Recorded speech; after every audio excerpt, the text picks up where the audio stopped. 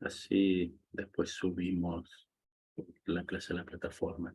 Esta es la penúltima clase, ya el martes que viene es la última, y desde el martes próximo hasta el sábado próximo, ustedes tienen tiempo para mandarme el trabajo final. Esperen que me fijo fecha, pero en efecto, el martes 16 tenemos nuestra última clase, y entre sábado 20 a más tardar domingo 21 yo ya estoy recibiendo los trabajos finales, y cerraré la materia y paso las notas a la universidad. Hubo algunos alumnos que tuvieron dificultades con los quiz por distintos temas. Yo amplié la fecha para hacerlo. Lo pueden completar si tengan en cuenta que yo voy a bajar puntos por haberlos hecho tarde, para compensar a aquellos que lo hicieron en tiempo y forma. Pero bueno, sí, es importante que ustedes puedan entregar a tiempo el ensayo final. No sé si tienen alguna pregunta sobre eso antes de pasar a la clase de hoy.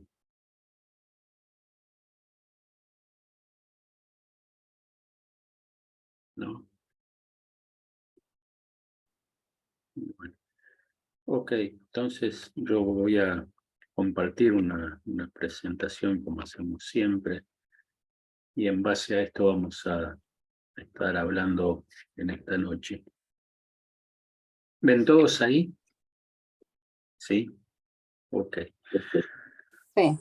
Bueno, hoy vamos, como les decía en esta penúltima clase, vamos a estar hablando de dos conceptos que son bastante comunes de escuchar en nuestro mundo contemporáneo, en nuestro contexto, que es el mundo globalizado, la globalización, y vamos a pensar en una palabrita que yo les puse ahí, que es la glocalización, iniciando lo que es la sociología de la religión. Ustedes saben que, como toda ciencia social, dentro de la sociología hay distintas ramas. Está la sociología jurídica, la política, la sociología médica, la sociología de la religión, la sociología cultural. Particularmente por nuestro contexto de líderes y pastores, nos interesa la sociología de la religión. Esa es mi especialidad particularmente.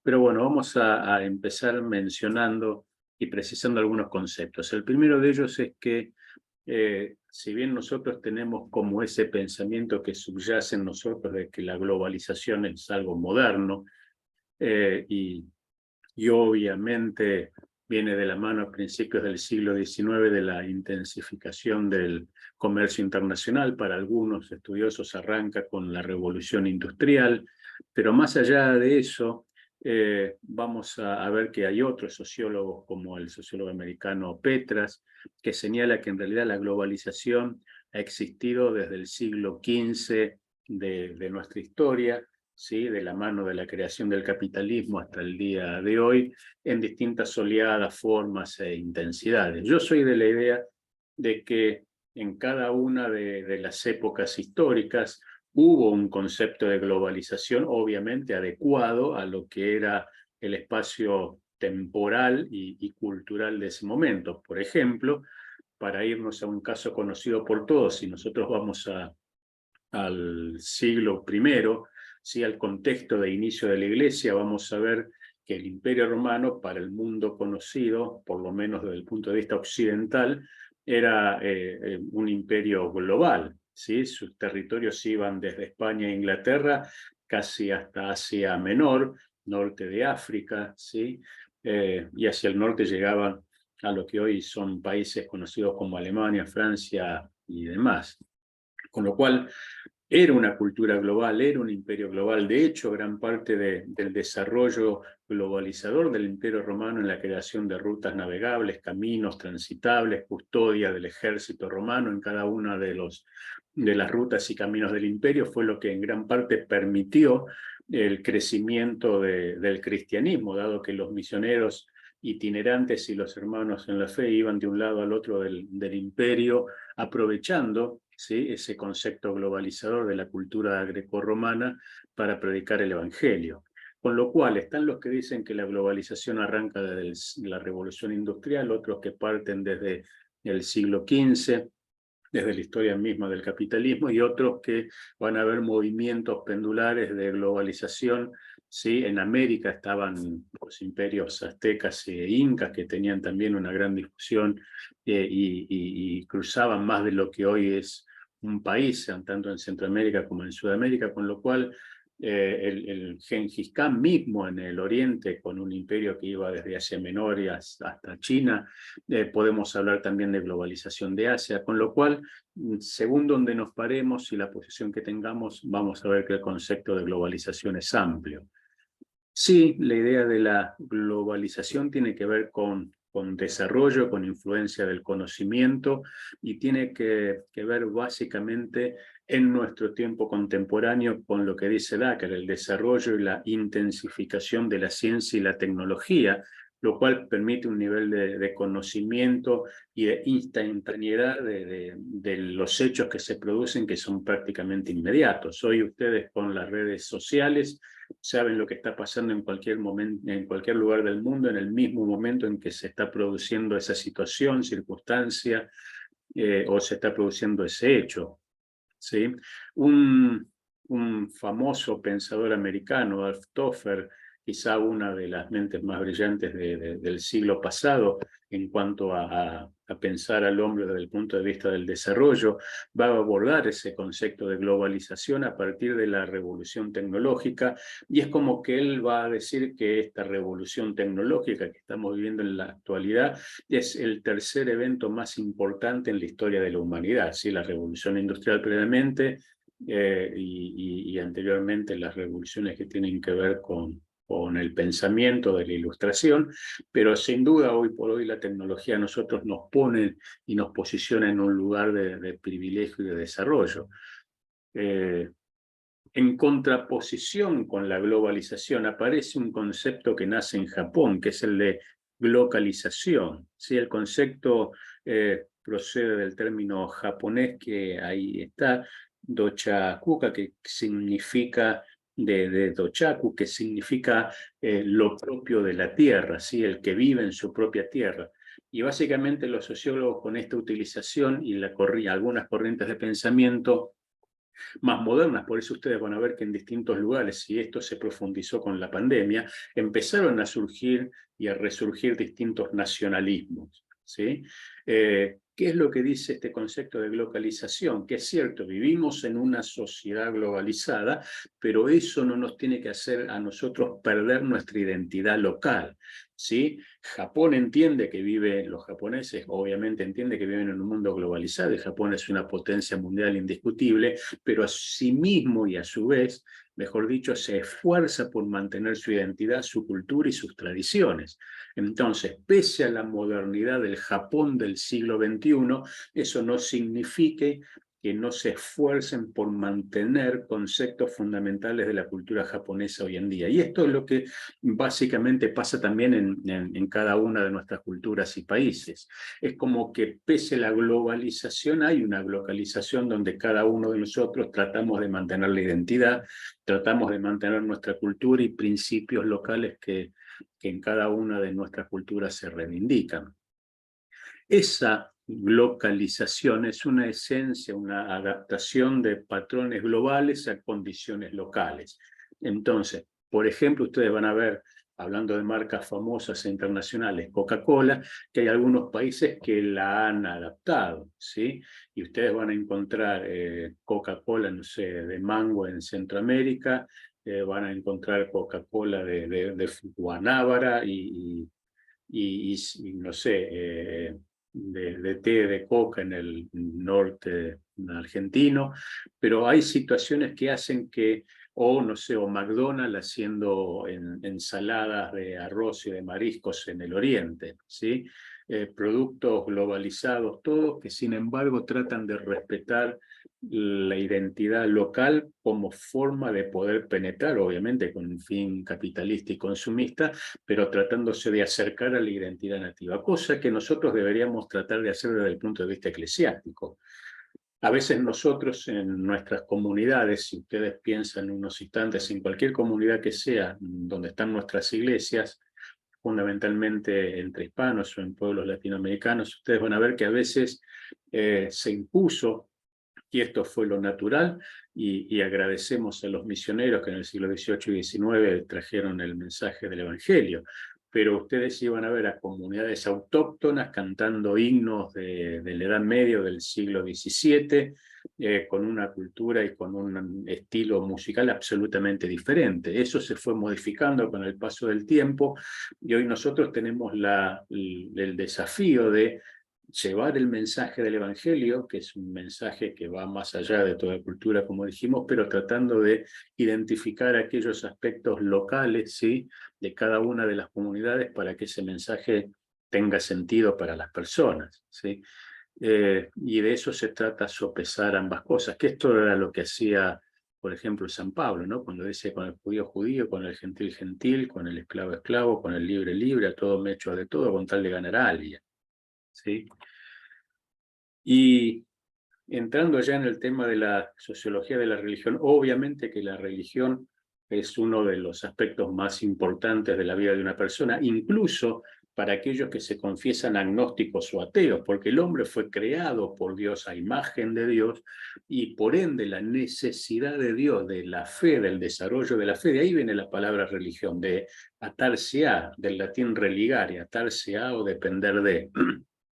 Entonces el hombre sí o sí necesita depender de Dios y tener un vínculo divino. En el caso de los ateos o agnósticos, sacarán a Dios del medio y pondrán a su fuerza, su capacidad, su inteligencia, el dinero, el partido, lo que sea, pero en algo van a depositar su fe, en algo van a depositar su objeto de creencia. Todos los padres de la sociología, desde Marx hasta Weber, pasando por Durkheim, estudiaron el fenómeno religioso. Marx va a hacer una visión crítica de esto, ¿no? Él va a llegar a pensar que es una forma de tener las mentes cautivas y adormecidas para evitar que las personas reconozcan la voracidad del capitalismo. Y de ahí viene el famoso opio de los pueblos y demás. Durkheim va a ser el primero en sistematizar el estudio de la sociología de la religión, abordando la problemática religiosa desde una perspectiva que tiene que ver con los elementos constitutivos de la religión. Hay un famoso libro de Durkheim que es Las formas elementales de la vida religiosa, donde él estudia las grandes religiones mundiales, y allí él analiza que la importancia del hecho social, ¿sí? Es uno de los términos que él utiliza como si fuera una realidad sui generis, que cada uno interpreta a su forma, ¿sí? Pero que pone de manifiesto que la religión es un hecho social que incluso trasciende al propio hombre, ¿sí? Los cristianos podemos morir todos hoy, pero el cristianismo va a seguir vigente. ¿Se entiende lo que estoy diciendo? Pueden matar a todos los, no sé, los miembros de una iglesia, pero el cristianismo va a seguir vivo, la palabra de Dios va a seguir vigente. De hecho, hoy, mientras nosotros estamos en esta clase, seguramente hay cientos de miles de cristianos que son perseguidos en otra parte del mundo y muchos son muertos por su fe. Sin embargo, como pasaba durante décadas en la China comunista, la famosa iglesia subterránea, mientras el Estado ejecutaba a cristianos pensando que estaba terminando con ellos, la iglesia subterránea china crecía y se multiplicaba de manera extraordinaria, ¿sí? Es lo que pensaban los emperadores romanos en el momento de perseguir a los cristianos, ¿sí? Pero Durkheim va a ver que las experiencias religiosas de tinte colectivo y también privado sirven para cohesionar a los pueblos. Entonces, hay un importante elemento de identidad que es el religioso. Hay una fe que compartimos, y esto incluso es bíblico. Y lo va a decir San Pablo: todos y cada uno de nosotros somos distintos, somos diferentes, pensamos distintos, tenemos culturas, endamajes y formaciones diferentes, pero ¿qué es lo que nos une? Cristo. Y Pablo va a decir: una fe, un Señor, un Dios, un bautismo. Hay una identidad compartida, ¿sí? Todos podemos ser diferentes, pero hablamos el mismo idioma. Todos somos distintos, pero nos une la sangre de Cristo. Esa dinámica de cohesión es uno de los grandes aspectos, va a decir Durkheim, de la religión, que sirve para cohesionar, ¿sí? Por eso hablamos de la familia de la fe.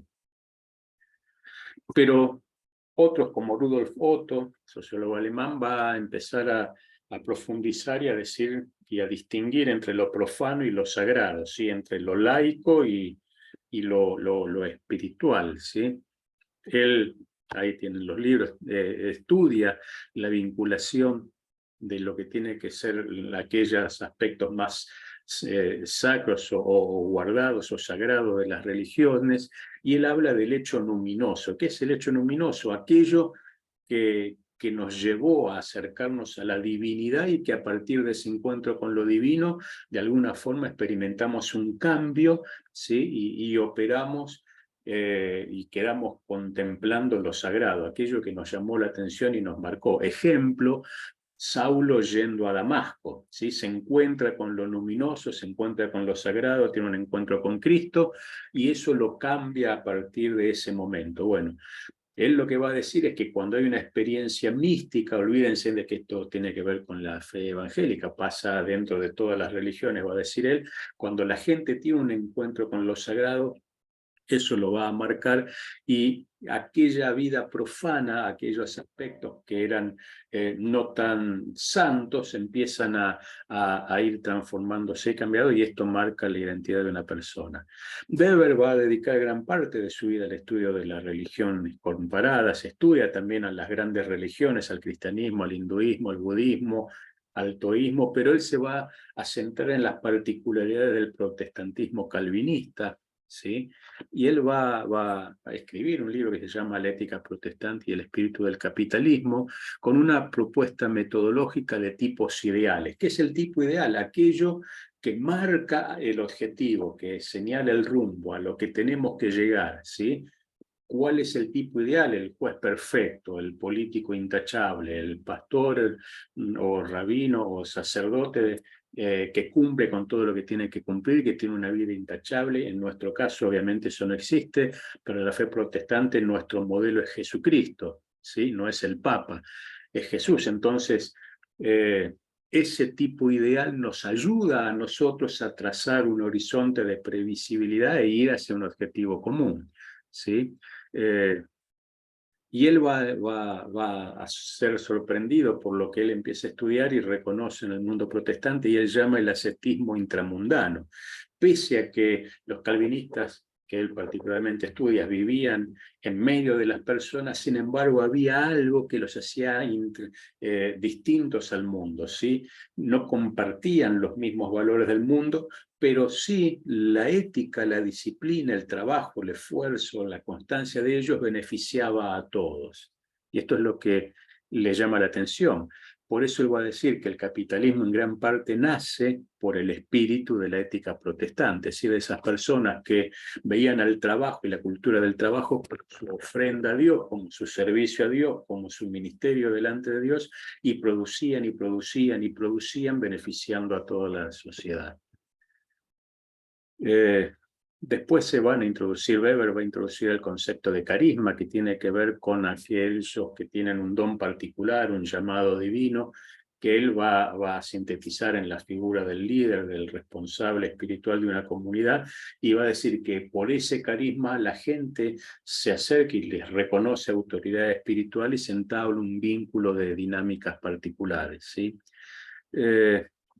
Y finalmente, Clifford Gerber va a decir que él es más también un antropólogo, que la religión es un sistema de símbolos que actúan para establecer en los hombres ciertos estados de ánima, formas de motivación que son obviamente poderosas, penetrantes, duraderas, ¿sí? Que generan cierto orden de existencia y que revisten conceptos que son compartidos por todos, ¿sí? Ese conjunto de símbolos son los ritos. Cada uno de nosotros, aunque no nos demos cuenta, en nuestras reuniones, en nuestros cultos, tenemos ritos. La ofrenda, los cánticos, la predicación, la celebración de la cena, la oración por los enfermos, todos ritos comunes, compartidos, ¿sí? Símbolos que van penetrando en nosotros y que van creando en nosotros cohesión.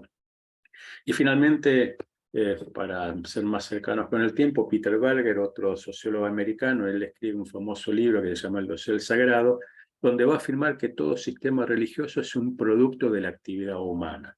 La religión, obviamente, es una forma de acercarse del hombre a Dios y es fruto de la actividad humana, y solamente esto ya marca una impronta distinta en el hombre, ¿sí? Es un producto que para algunos es objetivo, pero que adquiere independencia de sus propios creadores, ¿sí? Entonces, Mahoma ya no está, pero el Islam sigue estando presente. Buda ya no está, pero el budismo sigue estando presente. O sea, trascendió a sus propios fundadores, a sus propios creadores, y los independizó de ellos, ¿sí? Eso es lo que la convierte a cada uno de estos movimientos incipientes en una gran religión. Cuando toman distancia, ¿sí? Y de hecho, ustedes van a ver todos los años los musulmanes, por lo menos una vez en la vida, tienen que ir a la Meca, ¿sí? Y allí venerar a Mahoma. Bueno, no es nuestro caso. Muchos cristianos van al Santo Sepulcro, la diferencia es que, no, que hay una tumba vacía. Pero básicamente, ¿para qué nos sirve a nosotros entender estos conceptos? Para saber cómo cree la gente. Y vamos a ver en la clase que viene, que es la última, algunas cosas que nosotros tenemos que tenemos la costumbre de pensar y pensamos de esa manera, porque así nos formaron, pero que no tienen mucho que ver con la realidad. Ejemplo, está la religión espiritualizada, la religión que estudia la institución. Entonces yo puedo acercarme desde la sociología y ver cómo funciona la iglesia, cómo se nombran los líderes, cómo se nombran los pastores, cuál es la dinámica entre los grupos, cuáles son las actividades que hacemos. Pero también hay una religión vivida, van a decir los sociólogos, que es lo que la gente hace fuera de ese contexto general. ¿Qué es la religión vivida? Lo que ustedes y yo hacemos cuando no estamos en la iglesia, en el día a día, en el trabajo, en el estudio, en el subte, en el metro, en el taxi, en el bus, en mi oficina, ¿sí? Y ahí hay muchos preconceptos que tenemos los evangélicos que no responden a la realidad. Por ejemplo, el pastor dice o piensa que con el estudio bíblico y los sermones, la gente que me escucha, yo las estoy formando. En parte es cierto, pero ignora, por ejemplo, no sé, yo predico, el pastor que predica los domingos, tiene un estudio bíblico en la semana, o grupos pequeños o celulares, y una reunión de oración, piensa que esa persona se está alimentando con el material y con el mensaje de sus iglesias. Sin embargo, ignora que gran parte de esas iglesias, en un alto porcentaje, siguen a otros predicadores, escuchan otros cultos, ven otras predicaciones, porque la distancia entre yo y escuchar al hijo de Billy Graham, o a Dante Gebel, o a Maldonado, o al que sea, o a Paul Walker, o al ministro que sea, es simplemente YouTube, un control remoto. Entonces yo desde mi casa puedo elegir y seleccionar a qué predicador escuchar, qué culto mirar, qué grupo musical escuchar, qué es lo que quiero ver o no. Y eso va más allá de lo que el líder piensa que yo estoy recibiendo. ¿Se entiende lo que estoy diciendo? Entonces, las personas terminan siendo, entre comillas, pastoreadas por más pastores que su propio pastor. Terminan siendo administradas por más ministros que su propio ministro. Y esa dinámica se da interactivamente en un montón de situaciones eclesiásticas que para nosotros pasan de vista. Por eso vamos a ver que es importante el proceso de conversión, pero más importante es el proceso de desconversión. Esto es, que ya lo vamos a ver, cómo la persona empieza a desaprender cosas que aprendió a lo largo de su vida desde el punto de vista espiritual y que no tienen mucho sentido, y que eso no se hace en un curso de bautismo. Ejemplo, si yo vengo del catolicismo, ¿sí? Alguien me tiene que decir que cuando yo hablaba con la Virgen tal o cual, o con San Expedito, o con San N, yo estaba practicando ocultismo, pues estaba hablando con un muerto. A ver, San Francisco de Asís habrá sido un cristiano fantástico, pero murió. Entonces está esperando el juicio como cualquiera de nosotros si muere ahora. ¿Se entiende esto? Cuando él le está rezando o está invocando su nombre, en el fondo está hablando con un muerto, está haciendo ocultista. Eso es una práctica esotérica. Entonces, si yo no le enseñé a esa persona que viene a mi iglesia, mirá, te tenés que arrepentir de eso, o en un día malo, se para en la sala de su casa y está la foto de su papá o de su mamá o de su abuela y le dice, ¿qué falta me haces? ¿Cuánto te extraño? Lo bien que me haría. Está hablando con un muerto aunque haya sido, no sé, mi padre, ¿se entiende? Y hay un montón de prácticas que la gente realiza casi automática o mecánicamente por su tradición. Yo he estado en iglesias hispanas en Estados Unidos donde llevaban el pan de muerto el día de todos los muertos y lo comían, ¿sí? Situaciones que no tienen mucho que ver con nuestra fe, pero que nunca a nadie se sentó y le dijo, eso no lo puedes hacer.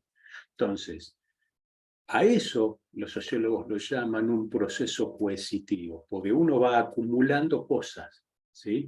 Va juntando y hace un gran collage, y eso es lo que la gente termina creyendo. Entonces, la gente cree muchas más cosas que la que yo presupongo que la gente cree. ¿Se entiende esto? De todo eso se encarga la sociología de la religión. Bueno, ¿alguna pregunta?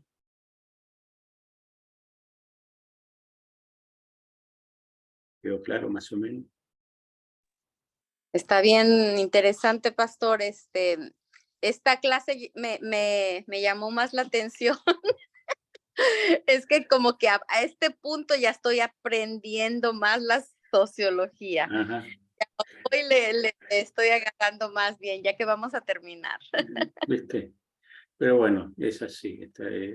Pero, a ver, ejemplo de lo que decíamos en la otra clase, ustedes piensen lo eficaces que serían nuestros programas comunitarios, no sé el nombre que ustedes le ponen en sus iglesias, los trabajos de acción social, pongan en el ministerio a la comunidad, el nombre que ustedes suelen usar, si utilizaran nuestros líderes técnicas vinculadas al mundo de la sociología de manera previa, ¿sí? Con trabajo de campo, conociendo y recorriendo mi comunidad, preguntándole a la gente por un montón de instrumentos que van desde una encuesta hasta el cuestionario.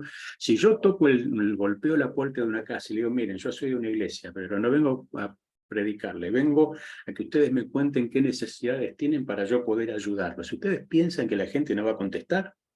Sí, la gente va a contestar. Y así empezarán, obviamente porque les interesa lo que le podemos dar, pero será el medio oportuno para después poder presentarles el Evangelio. Pero hablar con mi comunidad, formularios, encuestas, entrevistas en profundidad, trabajo etnográfico, un montón de técnicas que hay, que yo pueda saber qué es lo que la gente necesita, qué es lo que está esperando, qué es lo que le falta, qué piensa de la iglesia, qué opina de cada uno de nosotros, me va a permitir a mí hacer programas mucho más centrados. Entonces, cuando yo después vaya y le diga, mira, vos me dijiste A, B, C y D. Bueno, desde la iglesia nosotros estamos haciendo A1, B2 y C1, así que quiero que participes de esto. Es diferente la respuesta, porque yo lo involucré de entrada. En cambio, si yo digo, tengo un comedor comunitario, sin duda que mucha gente va a ir porque está en necesidad, pero quizá iría mucha más gente si yo hiciera, no sé, una bolsa de trabajo. Si yo me acercara a mi comunidad sabiendo que si tiene necesidades laborales, traté por todos los medios de vincularme, incluso hasta conectado, para generar fuentes de trabajo. Depende de la realidad de cada comunidad. Bueno, a nivel espiritual pasa exactamente lo mismo. A Jesús no le daba a todos lo mismo. Al ciego no le sanaba la sordera, le sanaba los ojos. Y al paralítico no le decía, extiende tu mano para ser sanado. Le decía, levántate y anda. Entonces, cada uno tiene una necesidad particular. Nosotros tendemos a unificar todo eso, porque es lo más fácil, y decir, necesita a Cristo. Eso es cierto. Pero antes de llegar a eso, no se olviden que en Lucas 9 y 10 es el último escalón de la escalera. Vamos a la ciudad, oramos, entramos en la casa, comemos lo que nos ponen delante, les decimos y oramos por los que están enfermos para que Dios los sane, y al final les decimos el reino de los cielos se ha acercado. Nosotros empezamos por el final, ¿sí? Entonces, parecen pavadas o tonteras, pero que están violentando un principio espiritual dado por Jesús. Entonces, seguramente los resultados van a ser diferentes, ¿sí? Pero bueno, son cosas a tener en cuenta en algún momento. Bueno, no sé si no hay más preguntas, si no nos vemos el próximo martes. Sí, Esperanza. Sí, gracias, gracias. Es por ejemplo, lo que usted estaba mencionando, cae también como en la doctrina, o sea, poderles, como usted dijo, desaprender para volverles a aprender y darles estos puntos que usted nos acaba de mencionar, que son tan importantes porque mucha gente, al menos aquí en Estados Unidos, hace lo que no debería hacer por la costumbre, porque se piensa que no es malo, no trae que no están afectando a Dios, porque se mira bueno. Y por ejemplo, yo aquí, yo me he dado cuenta de muchas personas que han venido con nosotros que nadie les dio doctrina, podríamos decir que es doctrina, o son temas de sociología, No, tiene que ver con enseñarles principios bíblicos. principios bíblicos. Básicamente enseñarles la palabra. A ver, ustedes tienen que partir de la realidad de que un sermón de 40 minutos no alcanza para formar a nadie. Entonces, supongamos que tenemos culto todos los días. 365 sermones de media hora, 40 minutos, tampoco sirven para formar a nadie. Sí, y en el mejor de los casos, lo único que va a hacer es impartir conocimiento, que es distinto a transmitir principios espirituales.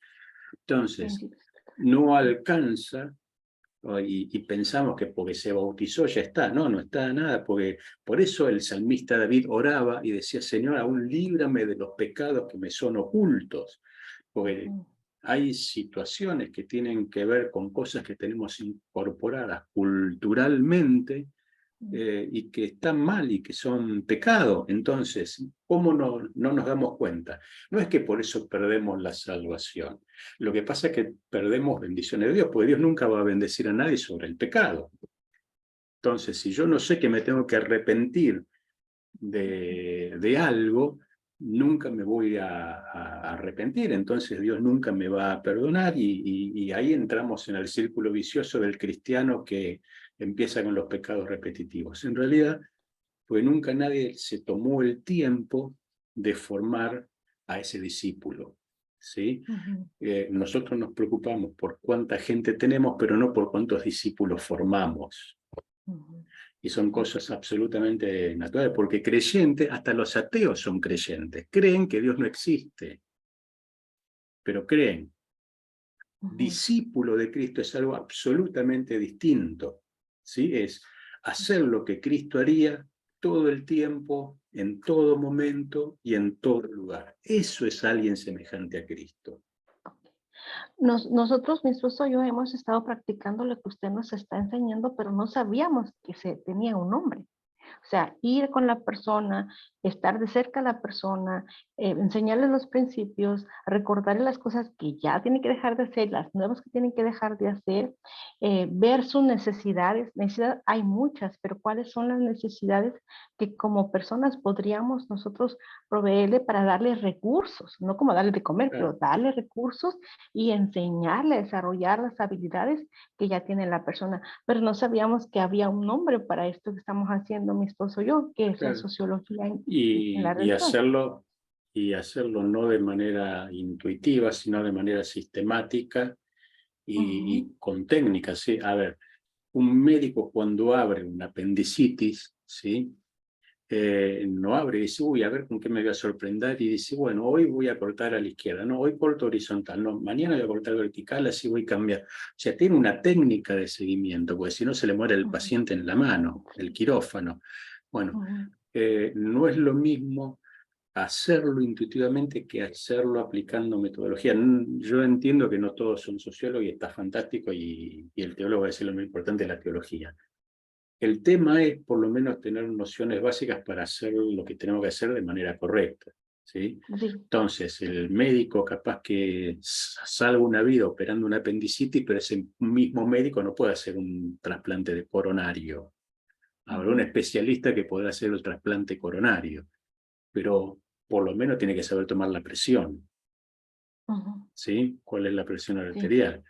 Y la realidad es que nosotros espiritualizamos todo y pensamos que el Espíritu, lo cual es cierto, el Espíritu Santo nos ayuda, pues si no, no estaríamos solos en la iglesia si fuera por nosotros. Pero en realidad hay cosas que puedo hacer yo solamente. Porque si Marta y María no corrían la piedra, Lázaro no resucitaba. Entonces, hay cosas que solamente puede hacer el Espíritu Santo y hay cosas que solamente puedo hacer yo. El problema es que repetimos modelo y hace, no sé, 10 años hacemos lo mismo.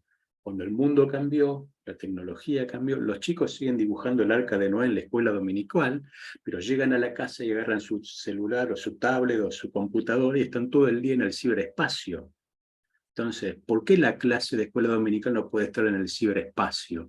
¿Y por qué los dibujos no pueden estar en una plataforma? Eso sería mucho más apropiado para un chico de 8 años, sin duda. El problema es que cuando ese chico llegue a los 16 seguramente va a querer no ir a la iglesia porque se aburrió por haber estado 10 años haciendo lo mismo. Bueno, espero que les sirva Muchas para gracias. pensar. Bueno, Wow, sí, bendiciones. gracias. Nos vemos el martes próximo y quedamos en contacto cualquier cosa por WhatsApp o por mail. Bueno, Gracias. bendiciones, salud. Gracias, Dios les bendiga. Gracias. Bendiciones, hasta luego. Bendiciones.